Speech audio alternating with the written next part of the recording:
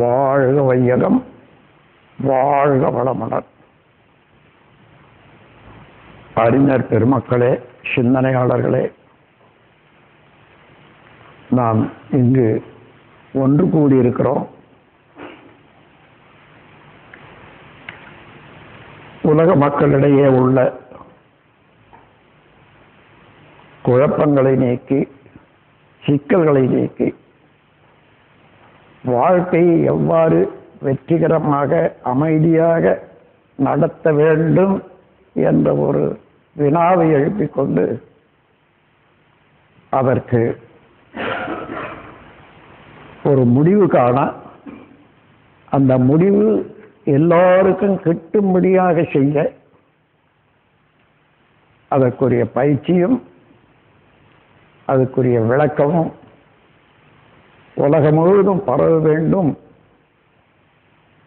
அதில் எனக்கும் பங்கு உண்டு என்ற ஒரு பொறுப்புணர்வோடு இங்கு நீங்கள் வந்திருக்கக்கூடிய காட்சி உலகமே வியக்கத்தக்கது. ஏனென்றால்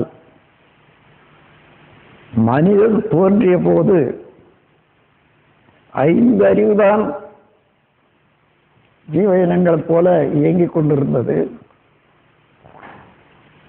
6வது அறிவோடு வந்திருந்தாலும் அது என்ன எங்கே இருக்கிறது என்று தெரியவில்லை.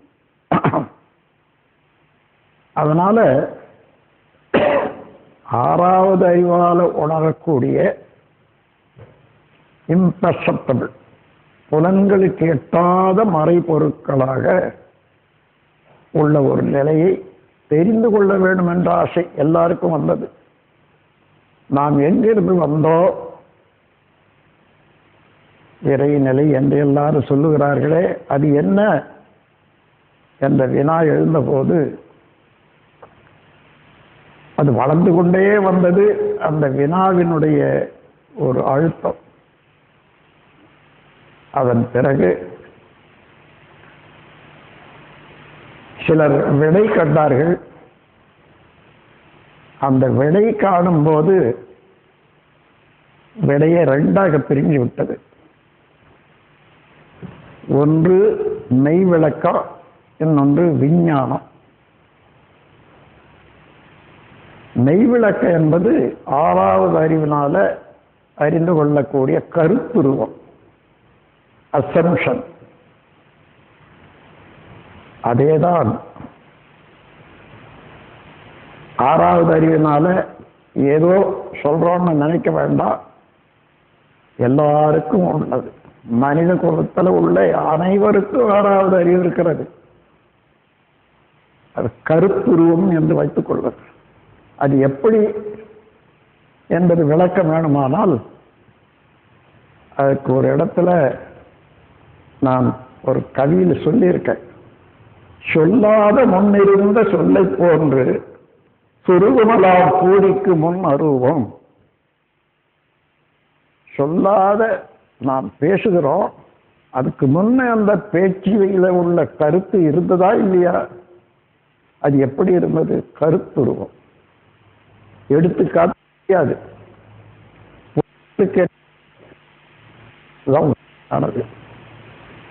அதை அறிய வல்ல ஒரு திறன்தான் 6வது அறிவாக போற்றப்படுகிறது. 6வது நிலைக்கு வந்த மனித இனம் எல்லாரும் அந்த நிலையை எட்டி பிடித்தால் தானே சமமாக வாழ முடியும். அந்த சமமாக வாழ முடியாத ஒரு நிலையில் தான் மதங்களாக, ஜாதிகளாக, இன்னும் மொழியின் மூலம் மனிதன் பிரிந்து நிற்கிறான். மூலமான நாதவிந்தில் ஜாதி ஏது? சேர்ந்து உருவாக மனிதன். அங்க என்ன ஜாதி இருக்கிறது? எப்ப வந்தது ஜாதி? நீண்ட காலம் பொறுத்து எப்படி விஞ்ஞானமும் மெய்ஞானமும் 2ஆக பிரிந்ததோ விண்முதலாக உலக இயக்கங்களை கணிக்கக்கூடிய ஒரு அறிவு விஞ்ஞானம். விண் என்றால் அணு. அந்த அணுவுக்கு முன்னிலையாக உள்ள இறைநிலை, அதன் துகள் நிலை, அதுவே சுழற்சியினால் அடைந்த காந்த நிலை, அவற்றின் கூட்டாக வந்த அணுநிலை, இது வரையில புலன்களுக்கு எட்டுவதில்லை. அந்த புலன்களுக்கு எட்டாத ஒரு நிலையை கருத்துருவமாக உள்ள ஆறாவது அறிவினால உணர்ந்தவர்கள் அதை மற்றவர்களுக்கெல்லாம் எடுத்து சொன்னார்கள். அந்த ஆறாவது நிலையினால உணர்ந்த உணர்வுதான் மெய்ஞானம். மெய் என்பது ஸ்டாக் போர்ஸ், இருப்பு நிலை. மற்ற விஞ்ஞானம் என்பது அதே பொருள் விண்ணாகை அதனுடைய கூட்டாக உள்ள எலிமெண்ட்ஸ் என்ற நிலையில வந்த பிறகு ஒன்று கூடி உருவங்களாக மாறுகிறது அல்லவா? அந்த மாற்றத்திலே இருந்து கணித்து உலகத்தை விளக்கியவர்கள் விஞ்ஞானம் என்று சொன்னார்கள். விண்ணிலே இருந்து இயக்க ஆரம்பிக்கிறது, அங்கதான் கணக்கெடுக்க முடியும். அதனால அதிலிருந்து விலைக்கு வந்தவர்கள் எல்லாம் விஞ்ஞானிகள். விஞ்ஞானிகள் வேறு, மெஞ்ஞானிகள் வேறு இல்லை. எல்லோரும் இயற்கையின் அடித்தளத்தை ஆராய்ந்து கொண்டே இருக்கக்கூடியவர்கள், தேடிக்கொண்டு இருக்கக்கூடியவர்கள் தான் ரெண்டு பேரும். விஞ்ஞானமும் இறைநிலையை தேடுகிறது. அந்த ஆறாவது அறிவினால அறிந்து விட்டார்கள் ஓரளவுல. அதுக்கு பேரு கிராவிட்டி என்று சொன்னார்கள். அந்த கிராவிட்டி என்றாலே அழுத்தமானது, மதிப்புக்குடையது, பாரமானது, வேகமானது என்ற அடித்தளமாக போகக்கூடிய ஒரு சொல்லுதான் கிராவிட்டி. அதை வச்சுதான் எல்லா பொருளும் இழுவ சக்தியினால, ஆகர்ஷ சக்தியினாலே இயங்கிக் கொண்டிருக்கிறது என்று விஞ்ஞானிகள் பின்னால ஒரு யோகத்தினால கண்டுபிடிச்சாங்க.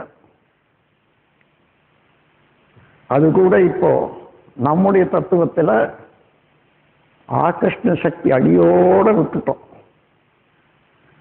அதை தன்னிருக்க ஆற்றலாக கொண்டு வந்துட்டோம். ஏனென்றால் விஞ்ஞானத்தில் ஒரு சூரியனும் பூமியும் ரெண்டும் 9 கோடி மைல் தூரத்தில் உலவிக் கொண்டிருக்கிறது என்று சொன்னா, இப்போ ரெண்டுமே ஆகர்ஷ சக்தி அடிப்படையாக கொண்டு இயங்கி கொண்டு இருந்தால் என்ன ஆகும்? ரெண்டும் ஒன்னா மோதிக்கொண்டுதான் ஆகணும். அதே போல இந்த பிரபஞ்சத்தில் உள்ள எல்லா பொருட்களும் தனித்தனியாக இயங்கி கொண்டிருக்கிறதுக்கு பதிலாக ஆகர்ஷ சக்தியினாலதான் எல்லாம் இயங்குகிறது என்று ஒப்புக்கொண்டால் எல்லாம் ஒரே அடியா இணைந்து கூடி மோதி என்ன ஆகும்? அதனால அறிவுக்கு பொருத்தமானதாக இல்லை ஆகர்ஷண சக்தி. அதனால தான் அது எப்படி வர்ணிக்கிறது என்று ஆராய்ந்த போது இருக்க ஆற்றல் ஒன்றோடு ஒன்று இறுக்கிக் கொள்ளுவது எப்படி? சூழ்ந்தெழுத்து ஆற்றலால. எந்த ஆற்றல் மிகப்பெரியது என்று நாம் சொல்றோமோ அது தனித்திருக்கிற போது அது இருக்க ஆற்றலாக இருக்கிறது. அந்த இருக்க ஆற்றல் எங்க போகும்? தனக்குள்ளாகத்தானே இருக்கணும். அந்த தனக்குள்ளாக இருக்கிற ஆற்றல் தன்னையே இறுக்கிக் கொள்ற போது அது உடைந்து மடிந்து தூளாகிவிட்டது. எல்லாமே இன்னைக்கு பிரபஞ்சத்தில் நாம் ஒன்றா பார்க்கறதெல்லாம் கூட தூள்தான். காற்று பார்க்கிறோம், ஒன்றா தான் நினைக்கிறோம், ஆனா துகள்கள் தான். தண்ணி பார்க்கிறோம், ஒன்றா பார்க்கிறோம், துகள்கள் கூடிய கூட்டம் தான் தண்ணி. அதுபோல எந்த பொருளை பார்த்தாலும் துகளுடைய கூட்டம். அப்போ அதை விட இன்னும் நுண்ணிய நிலையில உள்ளது ஆரம்பத்தில் இருந்திருக்கணும் அல்லவா? அதுதான் தன்னிருக்க சூழ்ந்தழுத்து ஆற்றல். தன்னையே இறுக்கிக் கொள்ற போது, தானே இருக்கிற போது தன்னையே இறுக்கிக் கொள்றது. அதனாலதான் தூளாட்சி.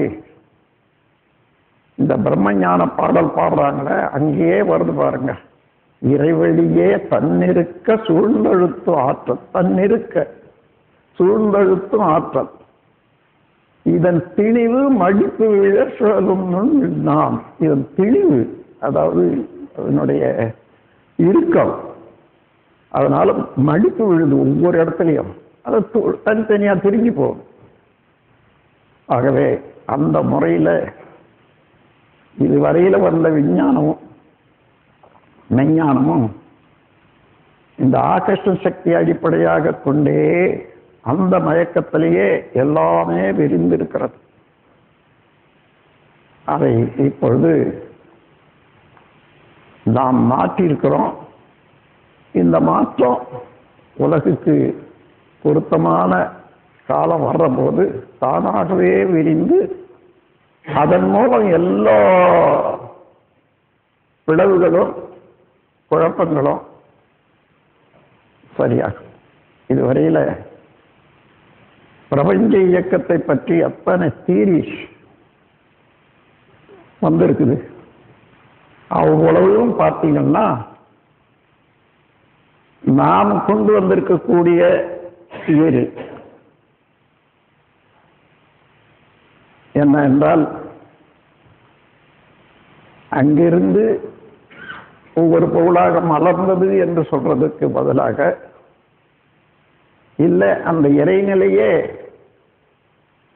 ஒரு பேராற்றலால எண்ணத்தினால சிருஷ்டி செய்தது இந்த பிரபஞ்சம் என்று சொல்றதுக்கு பதிலாக ஒரு பெரிய மாற்றம் ஆரம்பத்திலேயே நம்முடைய தத்துவத்தில் வருகிறது. எது மகாசக்தி தெய்வம் என்று உணர்கின்றார்களோ, எது தெய்வம் என்று எல்லா மதங்களும் போற்றி வாழ்ந்து கொண்டிருக்கின்றார்களோ, எது எல்லாவற்றையும் உயர்ந்தது என்று விஞ்ஞானிகள் எல்லாம் கிராவிட்டி என்ற வார்த்தையை வச்சுக் கொண்டிருக்கிறார்களோ, அது புலன்களுக்கு எட்டாது. அந்த புலன்களுக்கு எட்டாத காரணத்தினால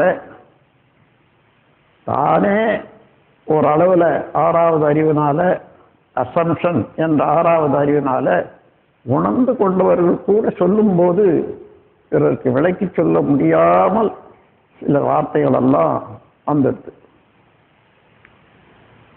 அன்பர்களே, இப்ப நம்முடைய தத்துவமே எல்லாம் வல்ல இந்த இறை ஆற்றலே தான் பிரபஞ்சமாகவும் அதில் உள்ள எல்லா பொருட்களாகவும் மாறி இருக்கின்றது.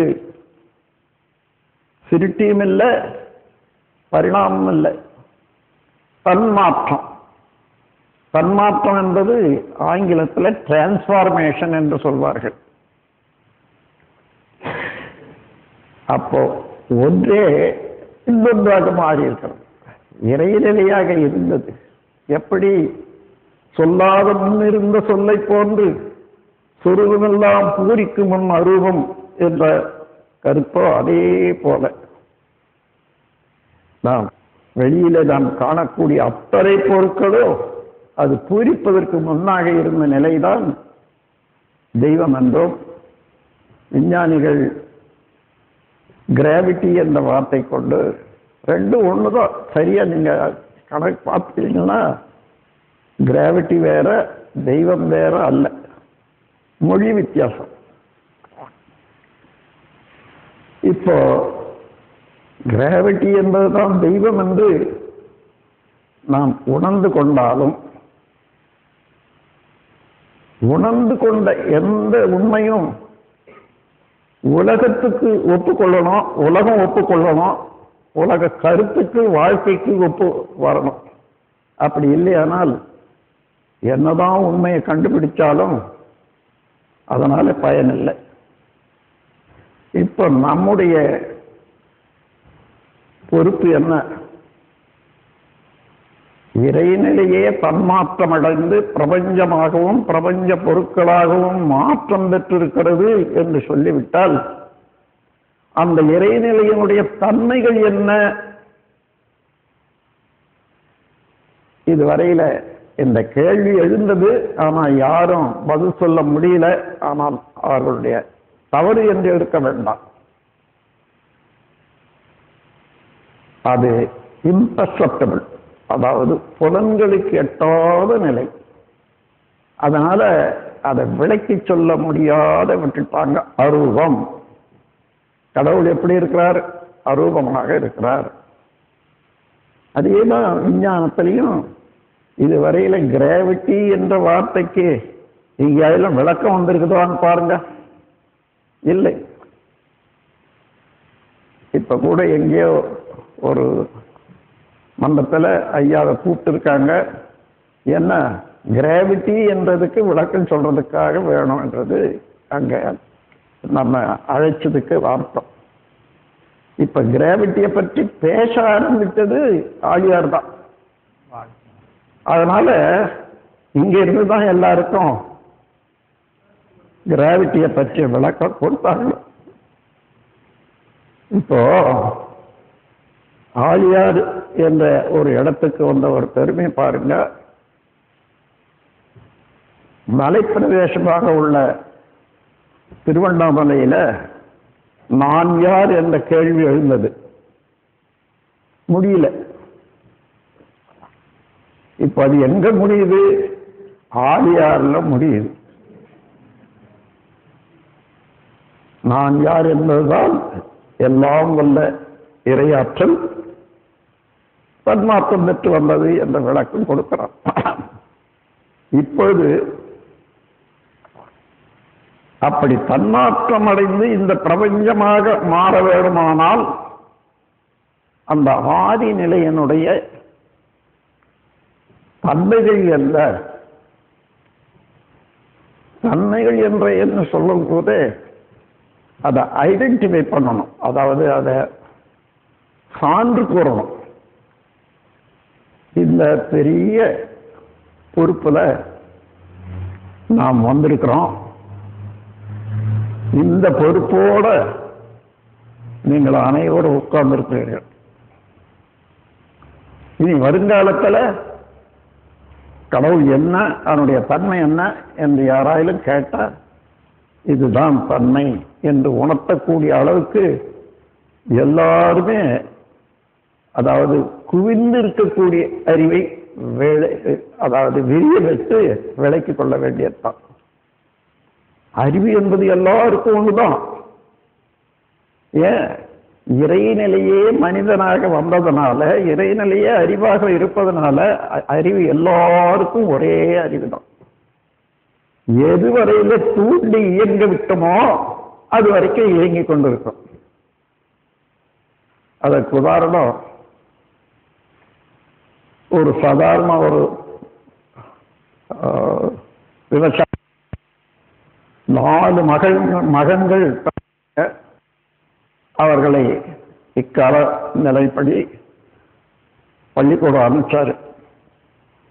ஒருத்தர் மருத்துவம் படிக்கிறான், இன்னொருத்தர் என்ஜினியரிங் படிக்கிறான், இன்னொருத்தர் சாதாரணமாக ஆராய்ச்சியில் இருக்கான், இன்னொருத்தர் விவசாயத்தில் இருக்கான். படிப்பு படிச்சுட்டு வந்துட்டாங்க. இவனுக்கு தெரிஞ்சது அவனுக்கு தெரியல, அவனுக்கு தெரிஞ்சது இவனுக்கு தெரியல. பட்டப்படிப்பு வந்தாச்சு எல்லாருக்கும். மருத்துவத்தில் உள்ள ஒரு நுணுக்கமான விஷயத்த இன்னொரு ஆளு கேட்டா, இன்ஜினியரை கேட்டா தெரியுதா? தெரியாது. ஆனா இங்கே பாருங்க, எல்லாருக்கும் எல்லாரும் இருந்தது. எது வரைக்கும் தூண்டி விட்டாங்களோ, வெளியேற்றி இயக்கி விட்டார்களோ அது வரைக்கும் இயங்குது. அவன் அண்ட மருத்துவனாக, இன்னொருத்தர் அண்ட என்ஜினியராக, அவ்வளவுதானே தவிர இன்ஜினியராக ஆகக்கூடிய ஒரு தத்துவம், தன்மை அவனுக்கு இருந்தது. அவன் அதை தூண்டி விடல, இன்னொரு முறையில பழகி கொண்டான், அவ்வளவுதான். அப்படி பார்க்கிற போது நாம் எல்லோரையும் அறிவின் ஆழத்திலே ஒரே இடத்துல தான் இருக்கிறோம் என்ற ஒரு சகோதர உணர்வோடு தான் நாம் பழக வேண்டியது இருக்கிறது. அதை தெரிந்து கொண்ட பிறகு அவர் வேற நான் வேற என்றது உருவத்தை பார்த்து அடையாளத்தை பார்த்து சொல்வதே தவிர இயற்கையிலே மனிதன் வேறு வேறு இல்லை. மனிதன் எங்க பிறக்கிறான்? இந்த உலகத்திலையும் பிறக்கிறான். அடையாளத்தை பாருங்க, மனிதனுடைய அடையாளம் 2 கண்ணு, 2 காது, மூக்கு, கை, விரல், 5 எங்கேயாலும் மாறுதா? சிருஷ்டி செய்த ஒருத்தரா இருந்தா அதே தானே வச்சு எங்கேயும் ஒரே மாதிரியாத்தான் வச்சிருப்போம். சிருஷ்டி இல்லை, அவனே அந்தந்த நிலையில மாறிக்கொண்டிருப்பவனால அவனாண்ட எல்லாம் இருக்குது. அந்த நிலையில எல்லாமே இருக்கிறது. எல்லாமே இருந்து கொண்டு எரிந்த போது அந்தந்த இடத்துக்கு தகுந்தவாறு இயங்கிக் கொண்டிருக்கிறது என்றுதான் நாம் புரிந்து கொள்ள வேண்டும், மற்றவர்களுக்கு விளக்கி சொல்ல வேண்டும்.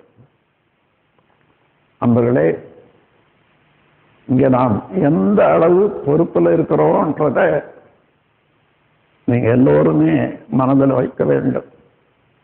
பெரிய பொறுப்பில் இருக்கீங்க. விஞ்ஞானத்துக்கும் மெஞ்ஞானத்துக்கும் அடிப்படையான இந்த ஒன்றாக காணக்கூடிய ஒரு காட்சியில அகக்காட்சியோட அனுமானத்தோட அசம்ஷன் என்ற கருத்துணர்வோடு இருப்பீங்க. இந்த நிலையை பற்றி ஏன் இவ்வளவு தெளிவான இறைநிலையை இதுவரைக்கும் விளக்கலை என்று சொன்னா, விளக்கத்துக்கு இறைநிலையை விளக்கிறதுக்கு எதை வச்சு விளக்கிறதுக்கு? வேறு ஏதாவது ஒரு பொருளை காட்டி இதை போல என்று சொல்ல முடியல. அதனால இதுவரையில வந்த மகான்கள், ஆராய்ச்சியாளர்கள் தவறு செய்தவர்கள் என்றோ அல்லது அறிவிலே குறைப்பட்டவர்கள் என்றோ எண்ணக்கூடாது. அவர்களுக்கு தூண்டி விடுவதற்கு உரிய வாய்ப்பு கிட்டவில்லை, அவ்வளவுதான். இப்போ அதே அறிவை நாம் தூண்டிவிட்டால் எல்லாரும் ஒரே இடத்துக்கு வர முடியும். ஏனென்றால் இப்போ மனிதனுடைய தன்மை என்ன, இறைநிலையுடைய தன்மை என்ன என்று பார்த்தா, இறைநிலையுடைய தன்மை எல்லாம் மனிதனண்டு இருக்கிறது. இறைவனுடைய தன்மை என்ன? வற்றாயிருப்பு, பேராற்றல், பேரறிவு, காலம் என்ற வளம் 4 ஒன்றிணைந்த பெருவழியே தெய்வமாம். இதுதான் ஐடென்டிபிகேஷன். தெய்வம் என்பது என்ன என்றால் வற்றாயிருப்பு. என்றைக்குமே குறையாத ஒரு பூரணம். வற்றாயிருப்பு, inexhaustible stock force. பேராற்றல், உலகத்தில் எதை ஒரு ஆற்றல் என்று எடுத்தால் அந்த ஆற்றலுக்கு அடிப்படையாக இருக்கக்கூடிய ஆற்றல் தான் இது பேராற்றல். பேரறிவு,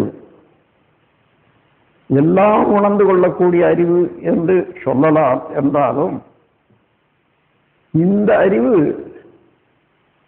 நான் ஒரு நூலில் எழுதியிருக்கேன். Consciousness consciousness, conscious consciousness consciousness. அப்போ அறிவிலேயே அறிவை பற்றிய நுணுக்கமாக எல்லாம் உணர்ந்த நிலையிலே இருக்கக்கூடியது ஆம்னிஷியன்ட் கான்சியஸ்னஸ் என்று சொல்வார்கள். அத்தகைய அறிவுதான் எல்லாரிடமே இருக்கிறது. அப்போ இருப்பு, பேராற்றல், பேரறிவு, காலம். காலம்னா என்ன? எல்லாவற்றையும் மாற்றிக்கொண்டே இருக்கும், அது மாத்திரம் காலம். எல்லாவற்றையும் மாற்றிக்கொண்டே இருக்கும். ஏனென்றால் இறைநிலையானது நெருக்க சூழ்ந்தெழுத்து ஆற்றல் ஆகினால் ஒவ்வொரு இறுக்கமும் உண்டானால் அந்த இறுக்கத்தினுடைய உச்சம் போற போது மறுபடியும் திரும்பித்தான் பூரி அங்கே இருக்க ஆற்றலே விளக்கு ஆற்றலாக மாறி வருகிறது. இந்த இருக்கு ஆற்றல் விளக்கு ஆற்றல் ஆரம்பத்திலேயே இருக்கிற போது படக்கூடிய அதிர்வு தான் ஒவ்வொரு அதிர்வும் காலத்தினுடைய நுண்ணழகு. அது எவ்வளவு இருக்கும்? காலத்தின் நுண்ணழகு கண் சிமிட்டும் நேரம். கண் சிமிட்டுறதுக்கு எவ்வளவு நேரமோ வேற எதையாயிலும் கூற முடியுமா? இதுதான் காலத்தின் நுண்ணழகு. அதை 10 தரம் 20 தரம் 30 தரம் வச்சுக்கிட்டீங்கன்னா அந்த காலத்தினுடைய நீளம் வரும். அப்படி வந்ததான் இப்பொழுது நாம் எத்தனையோ கோடி ஆண்டுகள் என்று சொல்றோமே, அந்த காலத்தின் நீளம் இந்த நுண்ணழகனுடைய கூட்டுதான்.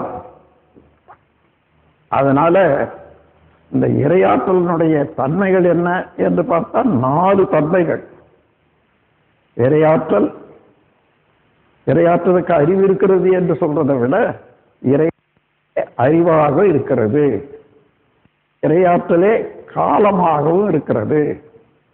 இறையாற்றலே இன்எக்ஸாஸ்டிபிள் ஸ்டாக் ஃபோர்ஸ், பூரணமாக எப்பொழுதும் அது குறையாத ஸ்டாக் ஃபோர்ஸா இருக்கிறது. இப்படி எடுத்துக்கொண்டால்தான் அதற்கு இந்த குணம் என்பது என்று சொல்வதை விட அந்த குணமே அதுவாகத்தான் இருக்கிறது, பிரிக்கவே முடியாது. அதுக்கு இந்த வார்த்தையை கொஞ்சம் மனசுல வச்சுங்க. பற்றாயிருப்பு, பேராற்றல், பேரறிவு, காலம் என்ற வளம் 4 ஒன்றிணைந்த பெருவழியே தெய்வமாம். பெருவழி எதுவோ, இதுவரையில இறையாற்றலுக்கு என்னென்ன ஓமை கொடுத்திருக்காங்க பாருங்க. எல்லையற்றது, காண முடியாதது, எல்லாம் வல்ல, எல்லா பொருளும் தன்னகத்தே ஊடுருவி போகக்கூடிய இடமாகவும் உள்ளது, எல்லா இடத்திலையும் நிறைவாக பாய்ந்து இயங்கக்கூடியது. இவ்வளெல்லாம் சொல்றாங்களே இல்லையா? எந்த பொருளுக்கு இந்த குணம் இருக்கிறது ஒத்து வர்றதுன்னு பாருங்க. சுத்த வெளியை தவிர வேற ஒன்று இருக்க முடியாது. எல்லையற்றது, அருவமானது, ஹைலி டிரான்ஸ்பரண்ட், அதாவது ஊடுருவி பார்த்தா எதுவுமே தடையில்லாத இருக்கக்கூடியது, தன்னகத்தை எந்த பொருளும் ஊடுருவி செல்லக்கூடிய வழிவகுக்கக்கூடியது. ஆகவே அந்த முறையில பார்த்தா இந்த 4ஐயும் எடுத்து பாருங்க. கான்சியஸ்னஸ், அறிவு என்று சொல்றமே, அறிவுக்கு தனியாக இப்போ தனியாக இருக்கிற மாதிரி ஒரு தத்துவமாக வைத்துக்கொண்டு விஞ்ஞானத்துல நூல்கள் எழுத ஆரம்பிச்சிருக்காங்க. அது மேத்தமேட்டிக் கால்குலேஷன்ல கூட ஒருத்தர் கொண்டாடுறதாக சொல்றாங்க. Order of function in everything everywhere is consciousness. இதை மனசுல வச்சுங்க. கான்சியஸ்னஸ் எல்லாம் order of function in everything and everywhere is consciousness. எந்த இடத்துலையும் அந்த கான்சியஸ்னஸ் இருக்குதுன்னு சொன்னா ஆர்டர் ஆஃப் ஃபங்க்ஷன் இருக்கும். அதுதான் கான்சியஸ்னஸ். உதாரணமா ஒரு விதையை போடுறோம், முளை வருது, அதோட நிற்குதா? அந்த முளையே கிளையா மாறுது, இலையா மாறுது, இன்னும் மற்ற எல்லா பொருட்களாகவும் மாதிரி பழமாகவும் காயாகவும் பழமாகவும் மாறுது. அந்த ஒன்றிலிருந்து ஒன்று வரும்போது அதுக்குரிய நேரம், அதுக்குரிய ரசாயனங்கள் எல்லாம் மாற்றிக்கொண்டுதானே வரணும். இது கான்சியஸ்னஸ் தானே. ஆர்டர் ஆஃப் ஃபங்க்ஷன் என்ற வார்த்தைக்கு சரியா வருதா பாருங்க. அதே போல எல்லா எந்த பொருளும் இந்த காலத்தாலையும் இடத்தாலையும் ஒழுங்க செய்துட்டே இருக்கு. ஒரு குழந்தை உருவாகிற போது பார்த்தா ஒன்றும் இல்லைங்க, ஒவ்வொன்றா மாறிக்கொண்டே இருக்கிறது. குழந்தையில இருந்து உருவமே இல்லாத இடத்துல கருத்தரித்திட்ட 10ஆம் நாள் கண்டு முளைத்து கருது 15ஆம் தினத்திலே காணுமக்கரு முட்டை போல் காணுமக்கரும் இரண்டே உருத்தொரு முதற்றிங்கள் கம்மமாம் இருமதியில் உத்த தலை முதுகுமுகமாம் ஓன்றாந்தங்கள் செங்கள் உருவிரல்கள் உண்டாம் 4ஆம் மூக்கு முகம் உருவமாம் செய்ய 5ஆம் திங்கள் செவினாவு கண்களாம் 6ஆம் திங்கள் சேர்ந்திடு நகங்கள் உண்டாம் 7ஆம் திங்கள் மயிர் நரம்பு எலும்பும் விளைந்திடும் சடமோடுதான் மேவிடும் ஜலமலம் பங்கு தாதுக்களும் விளைந்து மூச்சுண்டாகுமே. ஆகவே அந்த மாதிரி 7வது மாதம் மூச்சு உண்டாகிறத வச்சு 7வது மாதத்தான் உயிர் புகுந்து கொண்டதுன்னு சொல்லுவாங்க. உயிர் என்ற இயக்கம் அந்த ஆரம்பத்திலேயே உள்ளதுதான் இயக்கம். இருப்பாக உள்ளது இயக்கத்தை அடிப்படையாக இயக்கம் அந்தந்த இடத்துக்கு தகுந்தவாறு மாறிக்கொண்டிருக்கிறது. நண்பர்களை, இவ்வாறு எந்த இடத்துல பார்த்தாலும் எந்த செயலை பார்த்தாலும் அந்த ஒழுங்குமுறையோடு வருது பாருங்க. அந்த ஒழுங்குமுறையைத்தான் கான்சியஸ்னஸ் என்று சொல்றேன். அதனால இந்த வார்த்தையை நான் கண்டுபிடிச்சேன். இன்னும் ஆங்கிலம் நல்லா தெரிஞ்சவங்கெல்லாம் அதுக்கு கொஞ்சம் சரிப்படுத்தி கூட எடுத்துக்கலாம். Order of function in everything everywhere is consciousness.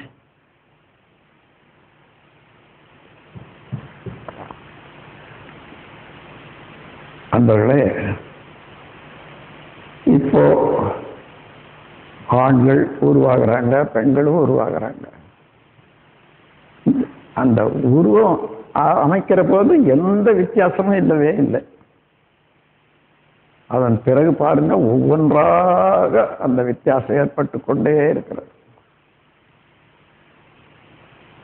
பாதி பேர் ஆண்களும் பாதி பேர் பெண்களுமாகத்தான் இந்த பிரபஞ்சத்தில் பார்க்கிறோம். அந்த பாதி பேர்ல பெண்களாக உருவாகக்கூடியவர்களுக்கு மேசை எந்த அடியும் முளைக்கிறது இல்லை. ஆண்களாக உற்பத்தி ஆகிறவர்களுக்கு மேசை தாடி வந்து என்ன அற்புதம்! இப்படி ஒவ்வொன்றையும் நீங்க பாருங்க. அதான் கான்சியஸ்னஸ். ஆகவே இந்த 4 விதமான தன்மைகளையும் கொண்டு அதே இறையாற்றல் தன்னையே இறுக்கிக் கொண்டு துகள்கள் ஆன பிறகு அந்த துகள்கள் எங்கே போகும்? நாம அந்த கேள்வி எழுப்பிக்கோம். இந்த இறைவெளியை விட வேற ஏது இடம்? இறைவெளியிலே தான் இருக்கணும். ஆகவே அதை சூழ்ந்து அழுத்தி கொண்டிருக்கக்கூடியது இறைவெளியே தானே. இருக்க ஆற்றல் உடையதாச்சே, சூழ்ந்தழுத்தும் போது அதே இருக்க ஆற்றல். இப்படி தள்ளினா அந்த பக்கம் போகும், இந்த பக்கம் தள்ளினா இப்படி போகும். எல்லா பக்கமும் தள்ளினா எங்க போகும்? சுருளுது, சுழல வேண்டியதுதான். இதுதான் ஸ்பின்னிங் ஆக்ஷன். தன்னைத்தானே சுற்றுகிறது. ஒரே பக்கமா சுற்றுறது கூட ஸ்பின்னிங் ஆக்ஷன் சொல்ல முடியாது. இந்த பக்கம் சுற்றும், அந்த பக்கம் சுற்றும், எல்லா பக்கமும் சுற்றும். ஆகவே அந்த ஸ்பின்னிங் ஆக்ஷன் ஒவ்வொரு துகளுக்கும், துகள் என்றால் டஸ்ட்னு வச்சுக்க, அதுக்கு ஒரு அளவு சொல்ல முடியாது. காற்று என்பது துகளுடைய கூட்டுதான் என்றாலும் அதை பார்க்க முடியல. ஒரு துகளையாலும் காற்றில் இருக்கக்கூடிய துகளை பார்க்க முடியாது, தனித்து பிரித்து. காரணம், நம்ம கண்ணுக்கு அதுதான் ஒரு லிமிட், ஒரு அளவு சக்தி. அதுக்கு கீழே இருக்கிறதையும் உணர முடியாது, இறைநிலைக்கு மேலே இருக்கிறதையும் உணர முடியாது. ஆகவே அந்த முறையில் பார்த்தா இறை ஆற்றலுக்கு ஒரு அர்த்தம் கொடுக்கணும் இல்லையா? அந்த அர்த்தம் தான் அதாவது எல்லாம் வல்லது,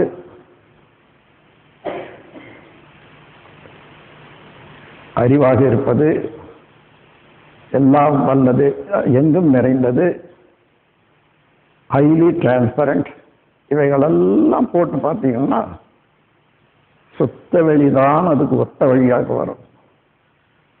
சுத்த வெளி என்பது இதுவரையில விஞ்ஞானத்திலேயோ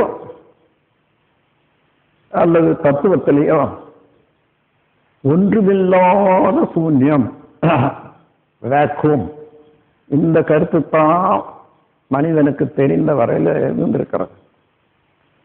அந்த அடிப்படையே வைத்துக்கொண்டே போன போது அதிலிருந்து வெளியே வந்த விண்வரையில அந்த மாற்றங்களை மனிதனால உணர முடியவில்லை.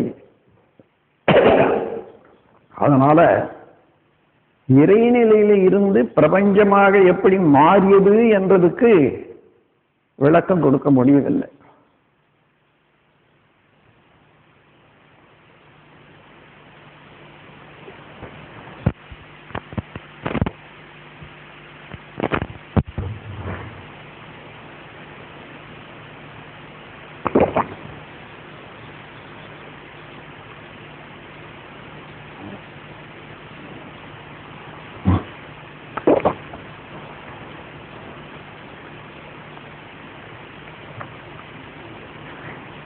இறைநிலையிலிருந்து விண் என்ற நிலை, அந்த விண்ணிலிருந்து தானே இயக்க ஆரம்பிக்கிறது. இதுவரையில உள்ள எல்லா மாற்றங்களும் மறை பொருட்கள், இம்பர்செப்டபிள். அதை விளக்கவும் முடியாது, அளக்கவும் முடியாது. என்ன இப்ப குறிச்சு கொள்ளுங்க எல்லாரும். இறைநிலை ஒன்று, அதில் இருந்து வந்த துகள்கள் 2, அந்த துகள்கள் சூழ்நிறுத்தத்தினாலே சுழற்சி ஏற்பட்டு அதுவே காந்தமான நிலை 3, அவைகளே அதே சூழ்நிறுத்தத்தினாலே ஒன்று கூடி அணுக்களாக மாறிய நிலை. இது வரையில மறைப்பொருட்டம். விஞ்ஞானத்தில் விளக்க முடியல, வேதாந்திகளும் விளக்க முடியல. ஆனா வேதாந்திகள் ஓரளவுல அதுக்கு ஒரு பேரை கொடுத்தாங்க. அணு என்று சொன்னாங்களே இல்லையா, அதற்கும் நுண்ணியது என்று சொல்றதுக்கு பரமாணுன்னு சொல்லி வச்சாங்க. பரமாணுன்னா அதை விட இன்னும் பெருசு இல்லை, சின்னது இல்லைன்றது அர்த்தம். பரம் என்றாலே அதை விட பெருசு இல்லை, அதை விட சின்னது இல்லை. அந்த அந்த முறையில வந்திருக்குது. இவைகளெல்லாம் ஒத்து பார்த்துத்தான் நாம் உலகம் ஏற்றுக்கொள்ளக்கூடிய முறையில இந்த தத்துவ விளக்கத்தை, இறை விளக்கத்தை, இறைநிலை விளக்கத்தை எல்லோருக்கும் கொடுத்து, அது தெரியாததுனால உலகம் எவ்வளவு தத்தளித்துக் கொண்டிருக்கிறது என்று பார்த்தோம்னா, எல்லா வகையான பேதங்களும் முரண்பாடுகளும் பகை பிணக்கு இவைகள் எல்லாம் கூட அந்த உண்மை நிலை தெரியாததுனால, உண்மை நிலை என்று தெரிந்தால் இறைநிலையே தான் துகளாகியது, துகள்கள் தான் சுழன்று காந்தமாகியது, அதே சுழற்சியில உள்ள துகள்கள் தான் ஒன்று கூடி அணுவாகியது, அந்த அணுக்கள் கூடியது பேரிடமாக, அதாவது எலிமெண்ட்ஸ் மாறி அதனுடைய கூட்டுத்தான் எல்லா தோற்றங்களும் என்று எடுத்துக்கொண்டா, எந்த தோற்றத்தை எடுத்தாலும் அணுவனுடைய கூட்டு, அணுக்களோ இறைத்துகளுடைய தொகுப்பு. இறைப்புகளோ இறைநிலையினுடைய நுண்பகுதி. அப்ப எதை பார்க்கிறோம்? இறைநிலையே தான் எல்லாமாக பார்க்கிறோம். அந்தந்த மாற்றங்களுக்கு தகுந்தவாறு மொழியினால ஐடென்டிபிகேஷன், அதாவது உவமை, அதுதான் பெயர்கள் வேறு வேறாக வந்திருக்கிறதே தவிர பொருள் ஒன்றுதான் என்று விளங்கிக் கொண்டால் அந்த மாற்றத்துக்கு தகுந்தவாறும் பயன்படுத்திக் கொள்ளலாம். உண்மை நிலையை வைத்துக்கொண்டு எல்லோரும் ஒன்றுதான் என்ற உணர்வும் பெறலாம். உலகிலே இந்த உண்மை தத்துவம் விளங்கிவிட்டால் ஒருவரை ஒருவர் மதிக்காமலோ அல்லது துன்புறுத்துவதோ இருக்க முடியுமா பாருங்க.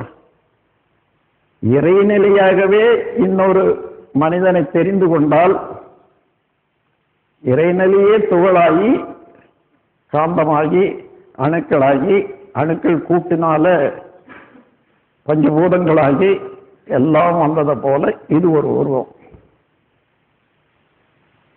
அப்போ நான் அவருக்கு மனத்தாலேயோ உடலாலேயோ துன்பம் கொடுத்தால் யாருக்கு துன்பம் கொடுக்கிறேன்? இறைநிலைக்கே தான் துன்பம் கொடுக்கிறேன்.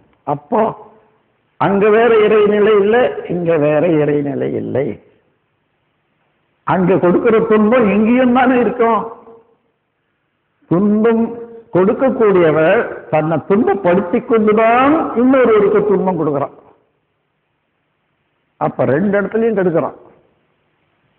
இந்த உண்மை உணர்ந்தால் துன்பத்துக்குரிய எண்ணமும் செயலும் மனிதனாண்ட வராது.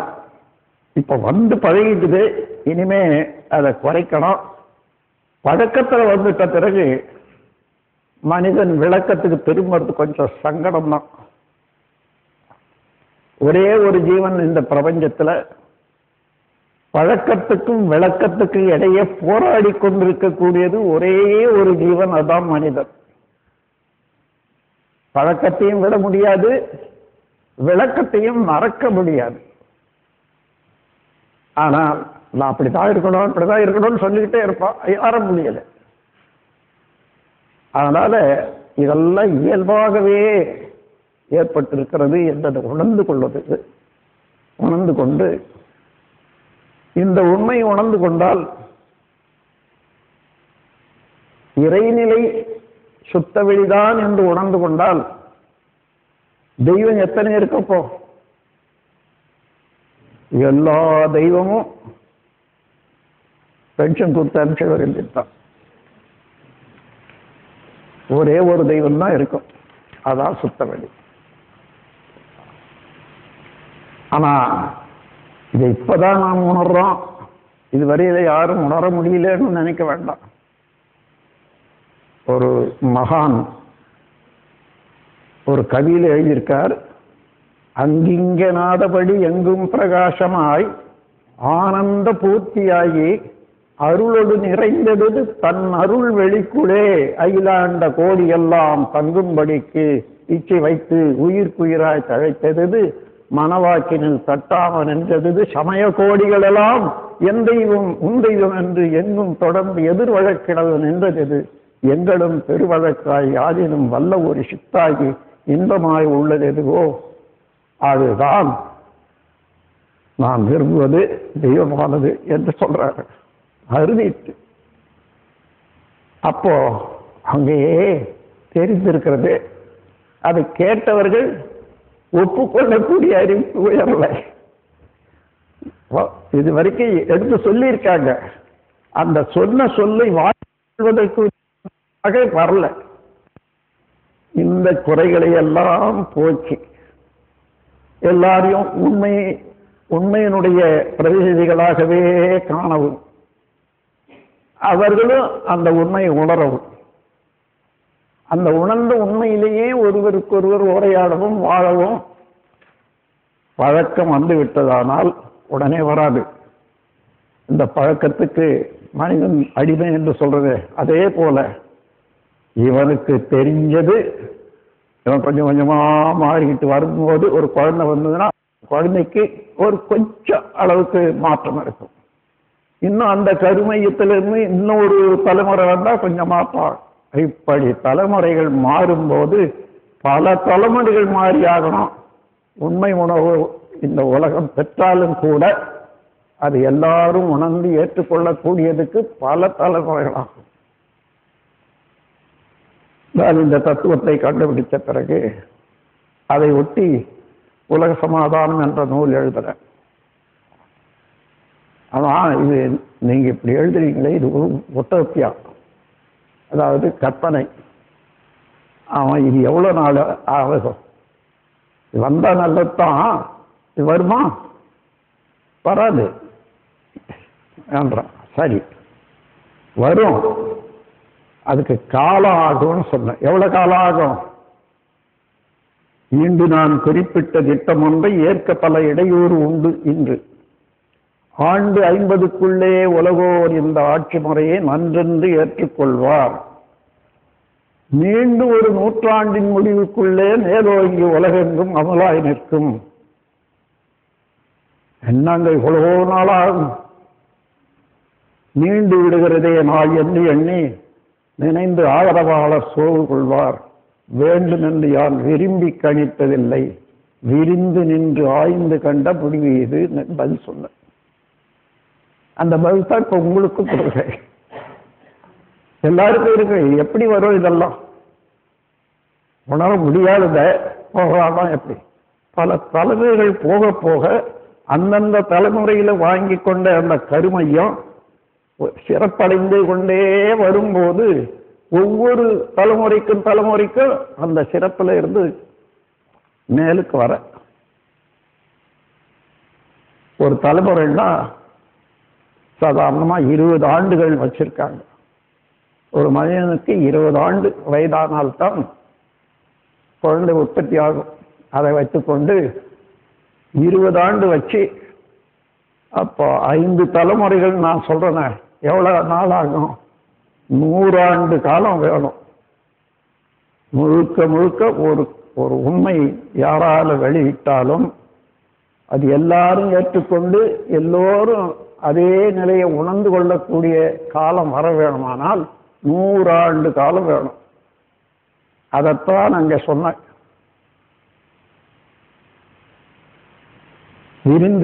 வேண்டுமென்று யான் சொன்னதில்லை, விரிந்து நின்று ஆய்ந்து கண்ட முடிவு இது. ஆகவே இந்த முடிவு இப்போ அதை உணர்ந்து கொள்ளத்தக்க அளவில் நீங்கள் எல்லாம் கூடியிருக்கீங்க. இதுதான் வித்தியாசம். அந்த காலத்திலெல்லாம் சொன்ன போது அது ஏற்றுக்கொள்ளக்கூடிய அளவுக்கு ஒரு பாத்திரமாக இருக்கணுமே இல்லையா? அது இல்லை. அப்போ இப்போ இந்த உண்மையை ஏற்றுக்கொள்ளக்கூடிய அளவுக்கு எப்படி காலம் வந்தது, எப்படி மனிதன் உயர்ந்திருக்கிறான்னு பார்த்தீங்கன்னா, ஒரு கருத்தை உணர வேண்டுமானாலும் அதன்படி நடந்து கொள்ள வேண்டுமானாலும் நம்முடைய உடல்ல இயங்கி கொண்டிருக்கக்கூடிய ஜீவகாரணம் அதுதான் உடலுக்கும் மனதுக்கும் மூலமான சக்தி. அந்த ஜீவகாந்த சக்தியில ஒரு மாற்றம் வரணும்னா அதனுடைய அழுத்தம், ஜீவகாந்த சக்தியினுடைய அழுத்தம் தான் கருமையமாக ஒவ்வொருவருக்கும் இருக்குது. அந்த கருமையம் என்ன? உடல்ல இப்போ அணுக்களுடைய கூட்டுன்னு தெரிவிட்டோம். ஒவ்வொரு அணுவும் தன்னுடைய வேகமான சுழற்சியினால உள்ள இருக்கக்கூடிய துகள்கள் எல்லாம் கூட அந்த அணுவுக்கு உள்ள வேகம் கூடும். அப்போ வேகம் கூடினா, சுழல் வேகம் கூடினா என்ன ஆகும்? வீரியம். ஒன்றுக்கொண்டு இடைவெளி அதிகமாகும். அதில் பல அணுக்கள் பல துகள்கள் வெளியேறிக்கொண்டே இருக்கும். அதுதான் நம்முடைய உடல்லே நடக்குது. அப்படி வெளியேறிக்கொண்டே இருக்கக்கூடிய துகள் தான் காந்த ஆற்றல். நம்ம உடல்ல 3 வழியா பிரிக்கணும். ஒன்று பருவுடல், இன்னொன்று நுண்ணுடல், மூன்றாவது காந்த உடல். பருவுடல் என்பது அணுக்களுடைய கூட்டால் ஏற்பட்ட பஞ்சபூதங்கள் தெளிவோ அல்லது எலிமெண்ட்ஸ் என்று சொல்லக்கூடிய மூலக்கூறினுடைய கூட்டமோ, இதுதான் பருப்பொருள். ஆனால் ஒவ்வொரு எலிமெண்ட்டும் இன்னைக்கு எடுத்திருக்கிறது 92 இல்லையா, 91 இருந்து 92 வரைக்கும் எப்படி வந்ததுன்னு பார்த்தா அதுல உள்ள அணுக்களுடைய எண்ணிக்கைக்கு தகுந்ததான் இதை கொடுத்துருக்காங்க. அந்த எண்ணிக்கையை பார்த்தீங்கன்னா ஒவ்வொரு அணுவும் சுழந்துக்கிட்டு தானே இருக்கும். அந்த சுழற்சியின் வேகத்தினால வேகப்பட்ட அணுக்கள் இடம் ஆக்கி கொண்டு வெளியேறிவிடுகிறது. வேகம் குறைந்த பிறகு அதுக்குரிய இடத்துல இன்னொன்று வந்து சேருது. அப்படி நம்ம உடல்லையும் அணு விட்டு வெளியேறி கொண்டே இருக்கிறது, அணுக்களை சேர்ந்து கொண்டே இருக்கிறது. அப்போ அந்த தனி அணுக்கள் உலாவது இருக்கிறதே, அந்த தனி துகள்கள், அந்த துகள்கள் தான் காந்த சக்தின்னு சொல்றோம். அந்த காந்த ஆற்றல் உடல்ல சுழந்து கொண்டே இருக்கிறதுனால எந்த பொருள் சுழற்சியில் இருந்தாலும் ஸ்பெசிபிக் கிராவிட்டி என்ற தத்துவம் பிரின்சிபல் அங்கே தானாகவே ஆரம்பிக்கும். அப்படி என்றால் எந்த பொருள் சுழந்தாலும் அந்த பொருளுக்கு நடுமையம் திணிவு பெற்றும் சுற்றுவட்டம் லேசாக மாறி வரைஞ்சுவிடும். அப்படி பார்த்தா நம்ம உடல்ல உள்ள ஜீவகாந்த சக்திக்கும் அந்த நடுமையம் திணிவு பெறும்போது அது எங்க இருக்கும்? உடலுக்கு நடுமையத்துல தான் இருக்கும். கணக்கு எடுத்து பாருங்க, உடலுக்கு நடுமையம் சாதாரணமா நம்ம அறைன்னு சொல்றோம், உடல்ல அறை பாதி. அப்போ இந்த பருமனையும் எடுத்து நடுமையம் எடுங்க. இந்த பருமன்ல உள்ள நடுமையமும் மேளத்தில் உள்ள நடுமையும் சேர்ற இடம்தான் அந்த கருமையம் திணி பெற்ற இடம். அதை மூலாதாரம் என்று சொல்றோம். அந்த கருமையத்தினுடைய தன்மை என்ன? காந்தத்தினுடைய தன்மை அவ்வளவு இருக்குது. அதாவது சுருக்கிக் கொள்வது, விரிந்து கொள்வது. அந்த சுருக்கமும் விரிவும் எந்த இடத்துலையும் இருக்கும். அது போல இங்கேயும் இருக்கிறதுனால அந்த சுருக்கமும் விரிவும் சேர்ந்து சுழல்வாக இருக்கக்கூடிய இந்த காந்த ஆற்றல் நடுமையத்தில் கருமையமாக இருக்கிறது. எந்த காந்த ஆற்றல்ல இருந்து என்ன சக்தி இருந்தாலோ தானும் அதுவாக மாறிக்கொள்ளக்கூடிய ஒரு செயல், ஒரு திறமை. நேற்று வரையில் உங்களுடைய கருமையத்தில் 10,000னா 10 கோடி கூட இருக்கும், 10,000 செய்திகள் இருக்குதுன்னு வச்சுங்க. நேற்று சாயங்காலம் ஏதோ ஒரு பொருளை பார்த்தீங்க, ஒன்று அறிந்து அது சேர்ந்து கொள்ளும். அது சேர்ந்ததுனால இருக்கிறது என்ன மாறுமா? மாறாது. கலையுமா? கலையாது. அதுதான் காந்த ஆற்றலுடைய தன்மை, சேர்த்துக்கொள்ளே இருக்கும். அப்படி சிற்றுயிரில் இருந்து தொடங்கிய இந்த கருமையம் எத்தனை உடல் மாற்றம் அடைந்த போதிலும் கூட உடல் தான் மாறிக்கொண்டே இருக்கிறது. கருமையம் மாறாம மேலும் மேலும் மேலும் மேலும் வளர்ந்து கொண்டே இருக்கிறது. அப்படி பார்த்தீங்கன்னா ஒரு மனிதனிட எத்தனை கருமையம் இருக்கிறது, பிரபஞ்சத்தில் எத்தனை ஜீவராசிகள் உள்ளனவோ அத்தனை ஜீவராசிகளுடைய கருமையத்தில் என்ன உண்டோ அவ்வளவு ஒவ்வொரு மனிதனுடைய இருக்கு. அந்த கருமையம் எப்படி வளர்ந்துருக்குது?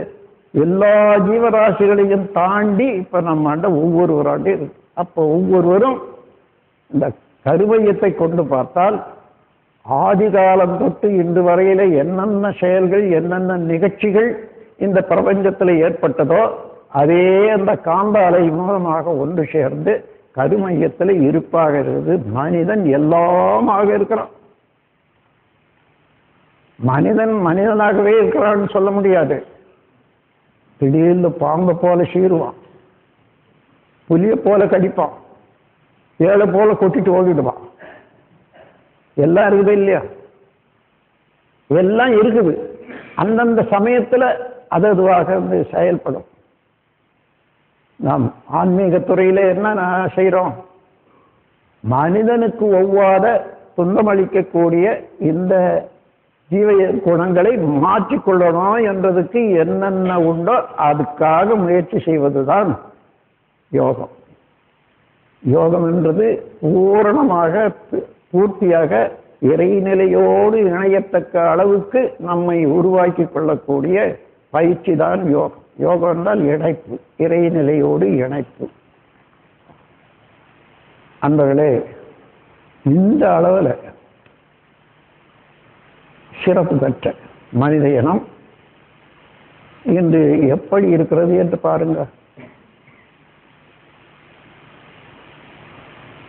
எல்லாம் உணர்ந்து கொள்ளாத தன்மையினால, உணர்ந்ததை பயிற்சியினால பயன்படுத்தி கொள்ளாத தன்மையினால, உணர்ந்ததோடு இருந்தா அது கேரியர் தான். ஆனால் உணர்ந்தது செயலானால் பண்பாடு. அங்கதான் எனக்கு தெரிஞ்சதை நான் செய்துட்டே வந்தேன்னா அதான் நான் பண்படுகிறேன். அதுதான் பண்பாடு. இப்போ உலக பண்பாடு பழக்கத்தினாலேயும் விளக்கத்தை கடந்து மாறி எத்தனை விதமான பண்பாடு உருவாகி இருக்கிறதுன்னு பாருங்க. இவைகளெல்லாம் ஒன்று சேரணும் என்று சொன்னா இறைநிலை உணர்வு அனைவருக்கும் கிட்ட வேண்டும். இறைநிலையை உணர்வது அது அவ்வளவு சுலபமானது அல்ல. புலன்களுக்கு எட்டாது. அந்த புலன்களுக்கு எட்டாததை எப்படி உணரச் செய்யலாம் என்று மயக்கமே வேண்டாம். எல்லாரிடத்திலும் ஆறாவது அறிவு என்று ஒன்று இருக்கிறது. இதுவரையில விஞ்ஞானிகள் விளக்கவில்லை. மெஞ்ஞானிகளும் ஆறாவது அறிவை பற்றி சொன்னாங்களே தவிர எங்கேயாலும் விளக்கம் இருக்குதா பாருங்க. நான் இப்போ உங்களுக்கு கொடுக்கிறேன், அது கருத்துருவம், அசம்ஷன் என்ற வார்த்தை ஆங்கிலத்தில் இருக்குது இல்லையா? அசம்ஷன் என்ற அர்த்தம் வச்சுக்கிட்டீங்கன்னா, ஒருத்தர் ஒரு புலியை போல ஒரு ஜீவனை பார்த்துட்டு வந்தார் காட்டில். வந்து சொல்றாரு, என்ன மாதிரி நான் ஒரு புதிய ஜீவனை பார்த்துட்டு வந்தேன். அவர் ரெண்டு இருக்குது. இப்போ அந்த கருத்து அவருடைய கருத்தில் இருந்தது இல்லையா? இப்போ நானும் அவர் சொல்ற அடையாளத்தை வச்சுட்டு நானும் கருத்தில் ஏற்றுக்கொண்டேன். ஏதாவது ரெண்டு பேரும் ஏதாவது எடுத்து பார்க்க முடியுமா? இன்னொருக்கு எடுத்து காட்ட முடியுமா? இதுதான் கருத்துருவம். எப்படி உணர்ந்து கண்டோம் என்றால் அசம்ஷன், அசியூம் பண்ணி கொண்டோம். அந்த அதே ஒரு புலி இப்ப என்னென்ன இருக்குது, ஆறாவது அறிவினால அசியூம் பண்ணி கொண்டோம். அன்பர்களே, இந்த நிலையில எல்லாத்திலும் உள்ள ஒரு மனித இனம் இந்த உண்மை நிலையை உணராத காரணத்தினாலே, மதத்தால, ஜாதியால, வெவ்வேறு காரணத்தால ஒடுங்கி ஒடுங்கி ஒடுங்கி பிரிவுபட்டு போச்சு. இந்த பிரிவு நிலை நீங்கி ஒன்றாக கூடிய ஒடுக்க வேண்டிய நிலை அவனாண்ட இருக்கிறது. அதை உபயோகத்தை கொண்டு வந்து அதை தூக்கி விட்டு ஒன்றுபடுத்த வேண்டியது அவ்வப்போது காலத்தால ஏற்படக்கூடிய மகான்களுடைய. மகான்னா யாரோ ஒரு காய் வச்சு கட்டிக்கிட்டு 1.5 கிலோ உத்திராட்சம் போட்டுட்டு இருந்தா மகான் இல்லை. வார்த்தையிலேயே இருக்குது. மகா ஆண், ஆணுன்னா மனிதன், மகான்னா பெரிய மனிதன். இது தமிழ்ல இருக்கிறதுல சான்ஸ்கிரிட்ல இருந்து வந்தது. தமிழ்லயும் மகானன் தான் சொல்றோம், பெரிய மனிதன். மற்ற மதத்தில் உள்ளவர்கள், முக்கியமாக வைணவர்கள் எல்லாம் தமிழ்ல வல்லவர்கள். அவர்கள் யோசித்து பார்த்து மகான் என்ற வார்த்தைக்கு என்ன போடலாம்? பெரும் ஆள், பெருமாள். பெருமாள் தான் மகான், பெரிய ஆள். எல்லாவற்றையும் உணர்ந்ததுனால அவன் தெரியும். அப்போ நீங்கள் அனைவரும் பெரும்பாலாக இருக்கீங்க, மகானாகவும் இருக்கிறீங்க. ஆனா நீங்க என்ன நினைச்சிருக்கீங்க? மகான் என்ன ருத்ராட்சம் வேணும் அல்லது காய் வேணும், அது அல்ல மகான். மனத்தாலே அறிவினாலே உயர்ந்த நிலையில ஒன்றுபட்ட அதுதான் மகான். இப்போ உங்கள் அனைவருக்குமே ஒரு ஆசை, விருப்பம் உண்டாகும். இத்தகைய அறிவு எல்லாருக்கும் உண்டாகணும். உலகம் அமைதியாக வெற்றியோடு வாழணும். அப்ப என்ன செய்யணும்? நீங்க இன்னைக்கு என்னென்ன இதை கேட்டீங்களா இல்லையா? நீங்க அசை போட்டு அதுவாகவே நீங்க மாற்றிக்கொள்ளணும். உங்களையும் எந்த இடத்துலயும் தடை இருந்தா வாங்க, ஒரு நாளைக்கு பேசலாம். என்ன சில அன்பர்கள் சொல்றாங்க, நான் வர்றதுக்கு தான் பாக்குறேங்க, கீழே இருக்கிறவங்க விட மாட்டேன்றாங்க. இந்த மாதிரி வெற்றிக்காக ரொம்ப பேர் வந்து காலையிலிருந்து மாலை வரைக்கும் கேட்டுக்கிட்டே இருக்காங்க. விட்டுட்டாங்கன்னா இங்கே ஒன்றும் செய்ய முடியாது. எவ்வளோ ஆராய்ச்சி இருக்குது, எவ்வளோ செயல் இருக்குது. அதுக்காக எதுக்காக வந்தாங்க கேட்டுக்கிட்டு தெரிஞ்சுக்கிட்டு விடுறாங்கன்னு சொல்றேன். ஆனா உங்களுக்கெல்லாம் அந்த தடையே வராது. நீங்க எப்பொழுது வேணாலும் என்னோட கூடி கலந்து எந்த இடத்துல இந்த தத்துவத்தில் சந்தேகம் வருது. சந்தேகம்னா ஒரே கருத்துல பிளவு உண்டானால் அதுக்கு தான் சந்து ஏகம். ஒரே ஒரு சந்து ரெண்டுபட்டு போச்சு. அந்த சந்து விழக்கூடாது, அதை கூட்டி சொல்ல வேண்டியதுதான் அவசியம். அதனால சந்தேகம் களைதல். நண்பர்களே, நமது தமிழ்ல வார்த்தைகள்லேயே பழைய தத்துவங்களை எல்லாம் புரிய வச்சிருக்காங்க. கொஞ்சம் ஊந்தி பார்க்க வேண்டியதுதான். அதனால வார்த்தைகளும் மாறி போகுது, அதனுடைய அர்த்தமும் மாறி போகுது. யாரோ ஒருத்தர் சொன்னாரு, நமக்கு வேண்டியது என்ன, இருப்பது என்ன என்று தெரிஞ்சு கொள்ளணும்னு சொல்றாரு. வேண்டியது என்பது தேவை, இருப்பது என்பது வளம். வேண்டல் வளம், இந்த ரெண்டும் தெரிஞ்சு வாழணும் என்று சொன்னாங்கன்னு வச்சுக்க. வேண்டல் வளம் வேண்டல் வளம் சொல்லிட்டே இருந்து வண்டவாளம்னு மாறி போச்சு. எப்படி போச்சு? உண்மையான விளக்கம் வேண்டல் வளத்துல இருக்குது. இப்ப வேண்டல் வளம் என்றதுக்கு வண்டவாளம்ன்றதுக்கு எங்கே இருக்குது? இந்த மாதிரி எத்தனையோ வார்த்தைகள்ல உண்மை பொதிந்து இருக்கின்றது. இயற்கை உண்மையும் சரி, தத்துவ உண்மையும் சரி, விஞ்ஞான உண்மையும் சரி, வாழ்க்கை உண்மையும் சரி, கொஞ்சம் சிந்தித்து பார்க்க வேணும்.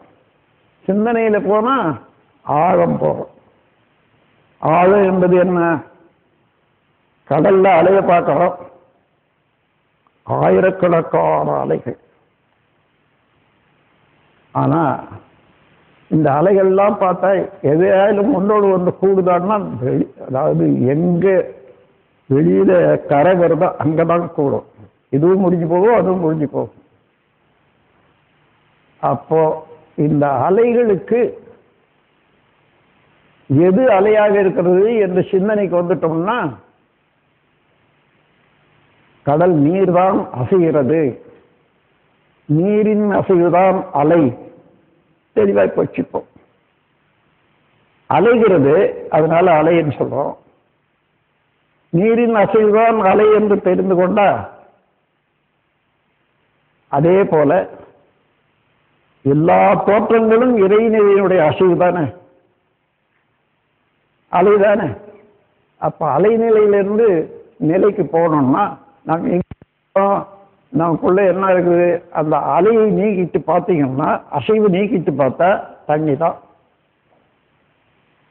அதே போல இந்த இயக்கத்தினால வந்த வேறுபாடெல்லாம் தனித்து பார்த்தா அதே எல்லாரும் ஒரே நிலையை தான் இருக்கணும். இந்த உண்மை உணர்வு வந்துட்டனால் ரொம்ப நேரம் ஆண்ட எந்த பொருளை பார்த்தாலும் அது என்ன? அணுக்களுடைய கூட்டு. அணுக்கள் என்பது என்ன? இறைத்துகளுடைய தொகுப்பு. இறைத்துகள் என்பது என்ன? இறைநிலையுடைய நுண்பகுதி. இறைநிலையை தான் பார்க்கிறேன். அடைந்த மாறுதலுக்கு ஏற்ப பெயர்கள் வேறு வேறு ஐடென்டிபிகேஷன் வேற ஒண்ணு. ஆனா ஒரே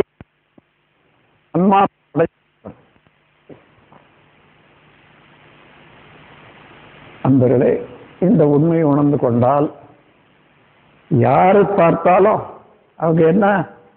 அணுக்களுடைய கூட்டம். அணு என்பது இறை துகளுடைய தொகுப்பு. இறை துகளோ இறைநிலையினுடைய நுண்பகுதி. இறைவனையே தான் பார்க்கிறேன். இப்போ மனிதனை பார்க்கிறோன்னு அதோட நிறுத்திட்டா என்னத்தை நான் பார்க்கிறேன்? உணவை மலமாக்கும் மிஷின். இவ்வளவுதான். உணவை மலமாக்கும் மிஷின் தான் மனிதன். அந்த அளவுதான் தெரியும் முதல்ல. ஆனா உண்மை உணர்வு வந்தால் எல்லாம் வந்த இறைநிலையே தன்னிருக்கத்தினாலே துகளாகி அது கூடி அணுக்களாகி அணுக்களுடைய கூட்டால வந்த உருவம் தான் இது. அப்ப இறைநிலையே.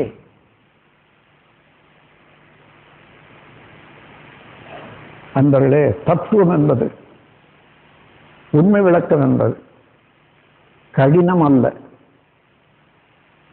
அதை விட லேசான பொருள் வேற ஒன்றும் இல்லை. ஏன்னா எங்கும் நிறைந்த ஒரு பொருள் எனக்குள்ளாக இருக்கிறதே. எனக்குள்ளாக இருக்கக்கூடிய பொருள் நான் உணராது போனா அப்புறம் வேற எங்க போய் உணர முடியும்? சுலபம் கூடியது தான் எல்லாத்த விட. சிறு உதாரணத்தை நான் இதுக்காக கொடுக்கிறேன். நாம சாப்பாடு சாப்பிட்றோம், எத்தனை பேருக்கு தெரியும் அது என்ன ஆகுதுன்னு. ஆனா உண்மையில என்ன ஆகுது? 7 தாதுக்களாக மாற்றம் தருகிறது. சாப்பாடு உள்ள போட்ட உடனே அந்த உணவினுடைய அளவுக்கு தகுந்தவாறு ஹைட்ரோகுளோரிக் ஆசிட் சுரப்பு உண்டாகுது. அப்ப அந்த சுரப்பினாலே அது நீர்த்து போய் ஜூஸ், அதான் முதல்ல உற்பத்தி. அந்த ஜூஸ், அந்த ரசம் ஒரு பகுதி ரத்தமாக மாறுது. ரத்தத்தில் ஒரு பகுதி சதையாக மாறும். சதையில இருந்து கொழுப்பு பிரிந்து கொழுப்பாக மாறுகிறது, எண்ணெய் பிரிந்து. அந்த கொழுப்பிலிருந்து கால்சியம், சுண்ணாம்பு சத்து பிரிந்து எலும்பாக மாறுகிறது. எலும்பாக மாறும்போது அது திரவம் மஜ்ஜையாக மாறுகிறது. மஜ்ஜையினுடைய எசன்ஸ், அதாவது பிந்துவாகவும் நாடமாகவும் மாற்றம் வருகிறது. உணவுதான் 7 தாதுக்களாக மாறுகிறது என்பது விஞ்ஞானம் ஒப்புக்கொண்டது, வேதாந்தம் ஒப்புக்கொண்டது. ஆனால் அது எவ்வளவு கடினமானது அதை உணர்வதற்கு. ஆனால் இப்ப நான் விளக்கி விட்ட பிறகு உங்களுக்கு ரொம்ப சுலபமாகத்தான் தெரியும். ஏன்னா தினந்தோறும் நடக்குது இந்த உடலுக்குள்ளாக இத்தனை வித்தையும். உணவு சாப்பிட்றோம், அது 7 தாதுக்களாக மாறி அங்கங்க மாறி நான் தொடர்ந்து இயங்கி கொண்டிருக்கிறேன். எங்கேயும் போய் தெரிஞ்சு கொள்ள வேண்டியதில்லை. அவ்வளவு மாற்றம் செய்யக்கூடிய வித்தை இங்கேயே நடக்குது. அப்போ இத்தனை அற்புதமான வித்தையை இவ்வளவு வயசாச்சே நான் தெரிஞ்சுக்கிட்டேன்னா இல்லை.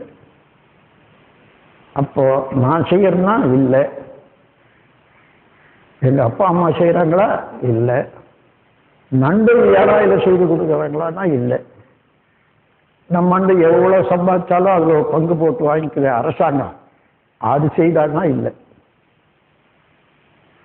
இப்ப எப்படி நடக்குது அது? இந்த மாதிரி யாராலையும் செய்ய முடியாத ஒரு தனித்த ஒரு சிறப்புகள் எல்லாம் எந்த அரூபமான நிலையில உள்ள மகாசக்தியாக பிரபஞ்சத்துக்கு பிறப்பிடமாக உள்ள சக்தியோ அதுதான் செய்து கொண்டிருக்கிறது.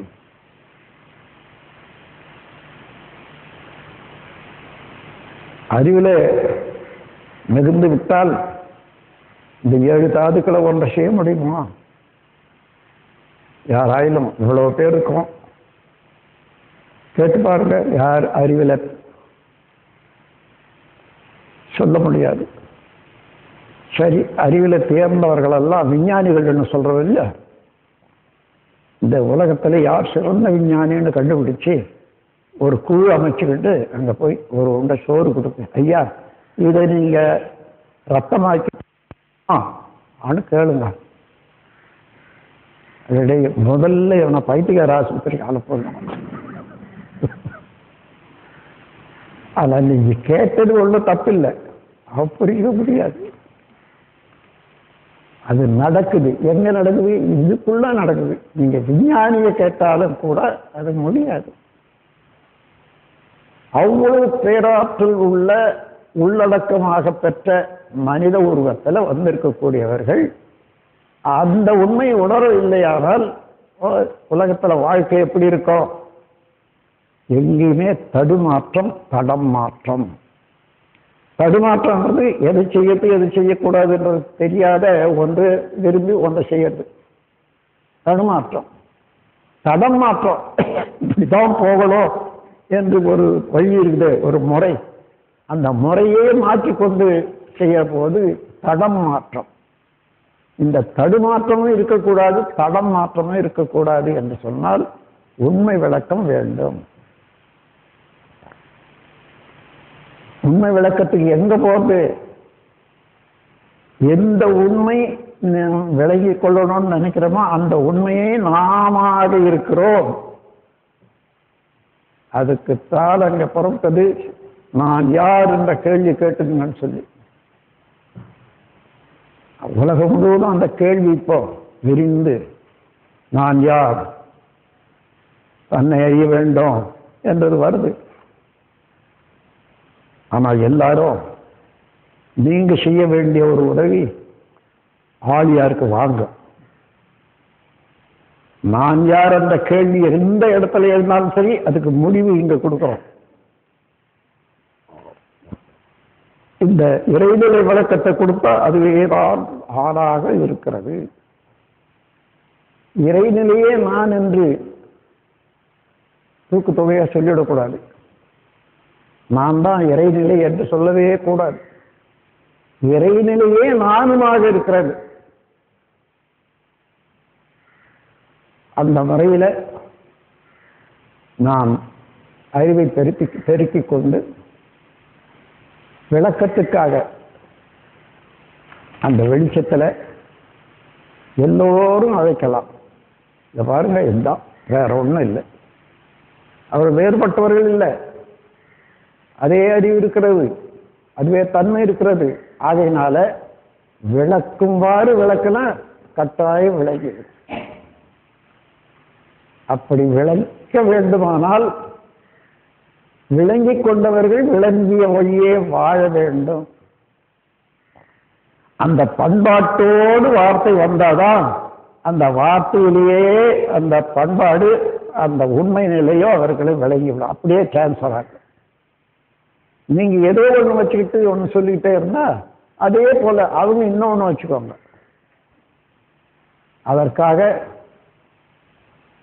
இந்த மன்றத்தில் உள்ள அறிஞர் பெருமக்கள் அனைவரும் நான் உணர்ந்த வழியே வாழ வேண்டும், வாழ்ந்ததை எடுத்து பிறருக்கு எடுத்து சொல்லி வாழ வைக்க வேண்டும். போதனை முறையெல்லாம் இதுவரையில் நடந்து வந்தது போதும். இனிமேல் சாதனை முறைக்குத்தான் வேண்டும், வர வேண்டும். அதை உணர்ந்த போதுதான் அருகுண சீரமைப்பு என்ற ஒரு தத்துவத்தை வச்சு அகத்தாய்வு பயிற்சின்றதை கொண்டு வந்தேன். இல்லைன்னா சாதனை முறைக்கு வராது. சினம் தவிர்த்து வாழணும்னு சொன்னா சரி கேட்டுக்கிட்டாங்க. என்னையா நீ கேட்டையே அன்னையிலேருந்து எப்படி சினம் எப்படி இருக்குது? அட போயா அவனுக்கு வரக்கூடிய கோபத்திலேயே தெரிஞ்சுக்கலாம். அப்படின்னா அந்த சினம் தவிர்த்து அப்பேற்பட்டவங்க பேசினாங்கன்னா என்ன ஆகும்? ஆகையினால எந்த உண்மையை உணர்ந்தமோ அந்த உண்மையோட வாழக்கூடிய அளவுக்கு வந்தாதான் பண்பாடு, பண்பட்டது. அந்த நிலைக்கு மனித குலத்தில் கொண்டு வரக்கூடிய ஒரு ஆற்றல் உங்கள் ஒவ்வொருவரிடமும் நிரம்பி இருக்கிறது. அதை வளர்த்துக் கொள்வதற்கு மன அலைச்சூழலை சரிப்படுத்திக் கொள்ளக்கூடிய அளவுக்கு மெடிடேஷன். உலகத்திலே எத்தனையோ விதமான தியானம் சொல்றாங்க. பூ வச்சு தியானம் பண்றது, அதை வச்சு தியானம் பண்றது, எழுத்தை வச்சு தியானம் பண்றது எல்லாம் இருக்கு. நம்முடைய தியானம் அப்படி இல்லை. எந்த பேராற்றல் துகளாகி காந்தமாகி இருக்கிறதோ அந்த காந்த சக்தியின் திணிவுதான் கருமையமாக இருக்கிறது. அந்த கருமையத்தையே அப்படியே கொண்டு வந்து நீட்டி அந்த உணர்வைத்தான் நாம். அப்போ எங்கு இருந்து மனம் உற்பத்தி ஆகிறதோ அதிலேயே தன்னை அடக்கம் செய்கிற போது தானு அதுவாகி அங்கதான் நான் என்பதற்கு விளக்கம் உண்டாகும்.